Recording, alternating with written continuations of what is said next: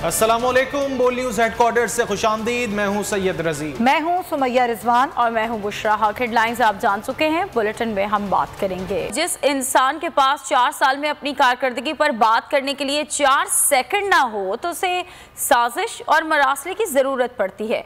मुल्क के खिलाफ सबसे बड़ी साजिश इमरान खान की शक्ल में हुई। साबिक वजीर आजम ने मुल्क को 4 साल में 400 साल पीछे पहुंचा दिया। मरीम नवाज ने कहा कि अवाम नवाज शरीफ को 2/3 अक्सरियत दें ताकि वो मुल्क की तकदीर बदलें।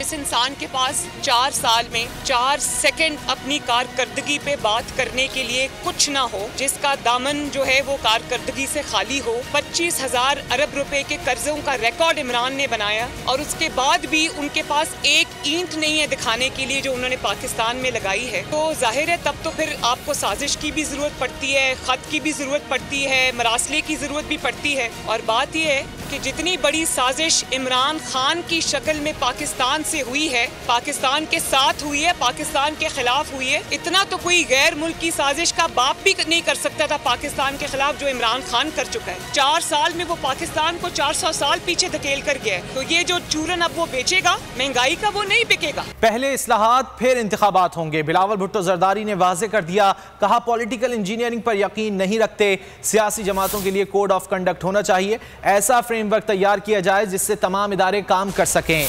बिलावल भुट्टो ने खबरदार किया कि कोड ऑफ कंडक्ट पर मुत्तफिक ना हुए तो अगला इलेक्शन खूनी होगा। उन्होंने कहा कि जब हम बैठने के लिए तैयार नहीं तो फिर सिर्फ बंदूक उठाना रह जाता है। हर मुश्किल का मुकाबला करने के लिए सबको बुनियादी उसूल अपनाना होगा। हमने पहले भी कहा था कि कोई गैर आईनी इक़दाम को तस्लीम नहीं करेंगे और चार्टर ऑफ डेमोक्रेसी के बाकी मानदा काम मुकम्मल करना चाहते हैं।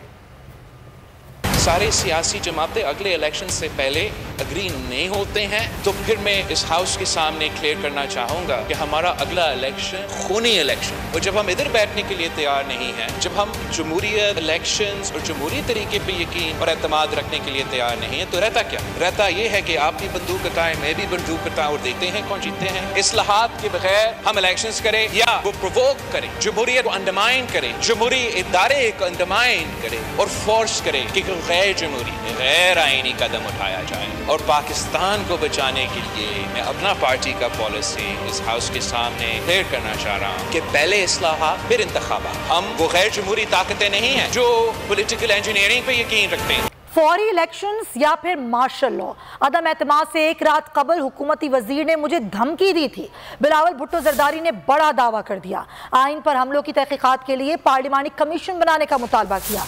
कहा साबिक हुकूमत ने जमहूरी मुकाबले से भागते हुए जमहूरियत पर हमला किया। इमरान खान खुद को मुकद्दस गाय समझते हैं, ऐसे हालात पैदा करना चाहते हैं जिससे तीसरी कुव्वत को मौका मिले। उन्होंने कहा कि साबिक हुक्मरानों ने अंदाजे से ज्यादा तबाही की। 4 साल चोर चोर कर शोर मचाते रहे लेकिन किसी को सजा नहीं दिलवा सके और खुद ही चोर निकले। 3 अप्रैल से अब चोर जो होता रहा उसे कैसे छोड़ दें?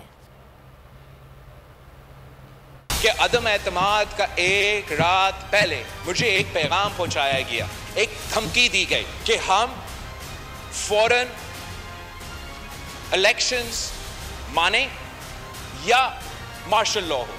ये धमकी एक हुकूमत का वजीर ने हमारा एक साथी के थ्रू मुझ तक पहुंचाया, जबकि वो स्ट्रैटेजी अदम एतमाद को नाकाम करने के लिए था। और शुक्र अल्हम्दुलिल्लाह इनका ये स्ट्रैटेजी नाकाम रहा। हमारा सारे के सारे इदारे जो माजी में मुतनाज़े थे, चाहे हमारा अपना अदारा हो, चाहे वो अदलिया हो, चाहे वो इस्टेब्लिशमेंट हो, वो इनके प्रोवोकेशंस के बावजूद आइन और कानून में रह के अपने काम करते रहे और जमहूरियत का फतह था। तो आज भी इमरान खान साहब और PTI का यही स्ट्रैटेजी है कि ऐसे हालात पैदा करें, ऐसे पॉलिटिकल इंस्टेबिलिटी पैदा करें, ऐसे गैर जिम्मेदाराना हमले करते रहे। इस वजीर ने धमकी दी। बिलावल भुट्टो में जुर्रत है तो उसका नाम बताएं। शाह महमूद कुरैशी ने बड़ा चैलेंज दे दिया। बोल न्यूज से गुफ्तगू में रहनुमा PTI ने कहा आर्टिकल 6 की कार्रवाई का तरीकाकार है, बिलावल पढ़ और समझ ले। बिलावल और उनके वालिद इंतखाबात के हक में नहीं, पीपल्स पार्टी चाहती है नून लीग कड़वे और मुश्किल फैसले करे। शाह महमूद कुरैशी ने वाज़े किया शफाफ इंतखाब पर इस्लाहात के लिए तैयार है। इलेक्शन की तारीख का ऐलान कर दें तो इस्लाहात पर एतराज़ नहीं। इस्टेब्लिशमेंट से कबल अज़ इंतखाबात के मामले पर कोई बात नहीं हुई। शेख रशीद की बात हुई है तो मुझे इल्म नहीं। हम कभी नहीं घबराए। हमने हमेशा कहा है शफाफ एहतसाब के हम हामी हैं। हम विच हंट के खिलाफ हैं। एहतसाब के अमल को नाकारा बनाने के लिए पीपल्स पार्टी की मुसलसल कोशिश रही है। नैब को बेज़र करने के लिए ये सारी अरेंजमेंट जो है ये अपने मफादात के लिए की है इन्होंने। ये सारी अरेंजमेंट जो है बिलावल अपने लिए और अपने वालिद मोहतरम के लिए ये सारी पापड़ बेल रहे हैं। एक दूसरी बात बिलावल ने की on the floor of the house के हुकूमती एक वजीर ने कहा एक रात पहले कि अगर आप नहीं मानते तो मार्शल लॉ आ जाएगा। मैं बिलावल को कह रहा हूं तुम्हें जुर्रत है तो नाम लो, उसका नाम लो। अगर तुम्हें जरूरत है तो फ्लोर ऑफ द हाउस में नाम लो उसका, बताओ कौन सा वजीर था। ऐसी फजूल बातें मत करो या नाम लो।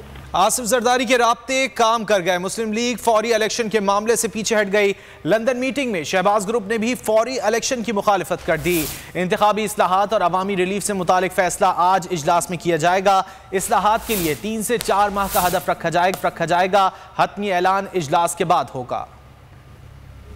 आसिफ जरदारी ने आंखें दिखाई, नून लीग ने घुटने टेक दिए। इंतखाबात से कबल इस्लाहात पर हामी भर ली। नून लीगी जराये के मुताबिक फौरी इंतखाबात लंदन मीटिंग का हिस्सा थे। बात आसिफ जरदारी तक पहुंची तो उन्होंने लंदन फोन मिलाया। आसिफ जरदारी ने फजलुर रहमान और दूसरे इत्तेहादियों से भी राब्ते किए। पैगाम नवाज शरीफ तक पहुंचा तो जल्द इलेक्शन के मामले पर यू टर्न ले लिया। जराये के मुताबिक शहबाज शरीफ ग्रुप भी फौरी इलेक्शन का हामी नहीं, मौक़िफ़ अपनाया, अवाम को रिलीफ दिए और इस्लाहात के बगैर इलेक्शन में गए तो नुकसान होगा। जराये का कहना है कि इस्लाहात का हदफ 3 से 4 माह में मुकम्मल किया जाएगा। अवाम को किस तरह रिलीफ देना है, फैसला आज मुशावरती बैठक में होगा। फैसलों से मुताल्लिक ऐलान आज शाम किया जाएगा। और अकला राना सनाउल्लाह से हर किस्म की तवक्को की जा सकती है, लेकिन वजीर कानून पढ़ा लिखा बंदा है, तारड़ से ये उम्मीद नहीं थी। इमरान खान सऊदी अरब में पाकिस्तानियों को आज़ाद करवा रहा है, आप गिरफ्तार करवा रहे हैं। मीडिया से गुफ्तगू में उन्होंने कहा कि ये लोग जहाँ भी जाते हैं इनके खिलाफ यही नारे लगते हैं। उन्होंने मजीद कहा कि जेलूम जलसे में चौकीदार का लफ्ज़ जिसके लिए इस्तेमाल किया उसको मालूम है। जज साहब को भी बता दिया है कि पार्लियामान से मुस्ताफ़ी हो चुके हैं, अब इलेक्शन के बाद ही पार्लियामान में जाएंगे। आपको कोई उम्मीद ही नहीं हो सकती। वो तो जो है वो बन गए हैं पाकिस्तान में। आज़म तारड़ से मुझे बड़ा अफसोस हुआ, पढ़ा लिखे आदमी है और अगर उसने 4 हफ्ते की वज़ारत कानून की इतनी पसंद आ गई है कि वो लाजमी केसेस भी इस्तेमाल करना उसको लिए कोई प्रॉब्लम नहीं, तो सारे डिक्लाइन का इजहार है।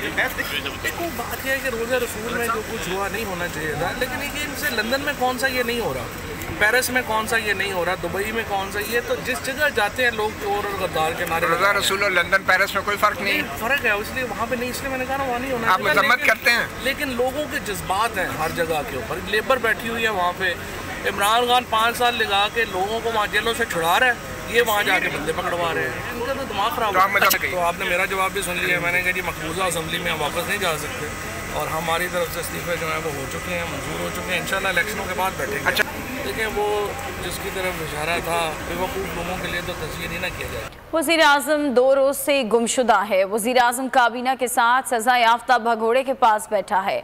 फौरी इंतखाबात मसले का हल, नून लीग ने सियासी खुदकुशी कर ली। PTI रहनुमा फ़ारूक हबीब के हुकूमत पर वार, मीडिया से गुफ्तगू करते हुए कहा कि उन्होंने आज तक 4 फ्लैट्स के सबूत फराहम नहीं किए, मुल्क को बैंक डिफ़ॉल्ट के दहाने पर लेकर जा रहा है। बिलावल भुट्टो धमकी देने वाले वजीर का नाम बताएं। FIA का मनी लॉन्ड्रिंग की मजीद तहकीकात से इनकार सबसे बड़ा NRO है।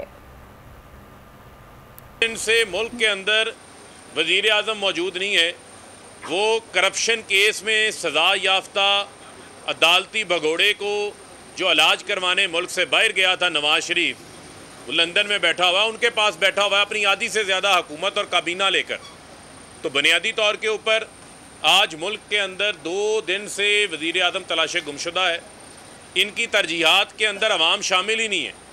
इनको सिर्फ़ और सिर्फ फ़िक्र है अपने केसेस बंद करने की, NRO लेने की, नैब को बंद करने की, इंतखाबी इस्लाहात के नाम के ऊपर इंतखाबात के ऊपर डाका मारने की, EVM का ख़ात्मा, बैरून मुल्क लोगों से वोटिंग राइट वापसी का ख़ात्मा। और आज आप देखें सबसे बड़ा NRO सामने आ गया कि FIA अदालत में FIA कहता है कि हमने ट्रायल ही नहीं करना। और आज बिलावल कहते हैं कि जनाब मुझे धमकी पहुंचाई गई थी। आप उस वज़ीर का नाम ले देते। आप मुल्क को जिस डगर के ऊपर लेकर जा रहे हैं, ये नज़र आ रहा है कि आप मुल्क को बैंक डिफ़ॉल्ट के दहाने पे लेके जा रहे हैं। FIA ने वज़ीर-ए-आज़म शहबाज शरीफ, हमजा शहबाज और दीगर के खिलाफ मनी लॉन्ड्रिंग केस में पैरवी से इनकार कर दिया। लाहौर की अदालत ने FIA के इनकार के मुल्ज़िमान के खिलाफ 14 मई को फ़र्द जुर्म आयद करने का फैसला कर लिया। अदालत ने FIA प्रोसिक्यूशन टीम की दरख्वास्त को रिकॉर्ड का हिस्सा बना दिया।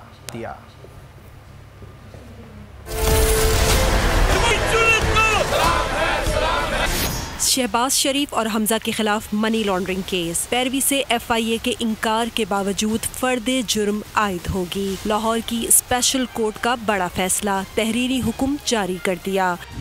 मुल्ज़िमान को 14 मई को हर सूरत पेश होने की हिदायत कर दी गई। अदालत ने FIA प्रोसिक्यूशन टीम की दरख्वास्त को रिकॉर्ड का हिस्सा बना दिया। स्पेशल जज सेंट्रल एजाज हसन ऐवान ने FIA प्रोसिक्यूटर की दरख्वास्त पर तहरीरी हुक्म जारी कर दिया। हुक्म में कहा गया कि 11 अप्रैल को समाअत के बाद स्पेशल प्रोसिक्यूटर ने ट्रायल में अदम दिलचस्पी की दरख्वास्त की। स्पेशल प्रोसिक्यूटर ने कहा कि DG FIA ने तफ्तीशी अफसर के जरिए शहबाज शरीफ के खिलाफ पेश न होने का कहा। शहबाज शरीफ और हमजा शहबाज के वजीर आज़म और वजीर आला बनने के बायस प्रोसिक्यूशन को पेश होने से रोका गया। सब्सक्राइब करें और बेल दबाएं ताकि कोई खबर रह न जाए।